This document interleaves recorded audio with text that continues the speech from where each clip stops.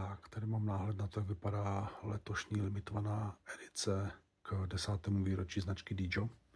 Tohle je papírový přebal k dárkové krabičce, která je v elegantní černé verzi.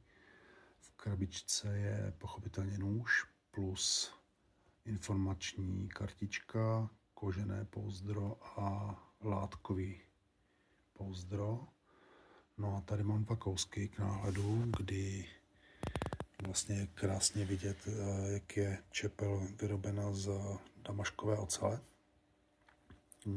Jedná se o damašek, který je kovaný z 88 vrstev ocele.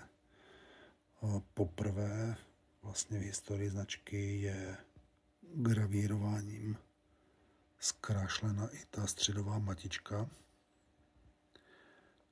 A tady je vidět už detail rukojeti, která je vyvedena v dřevě s názvem Ironwood.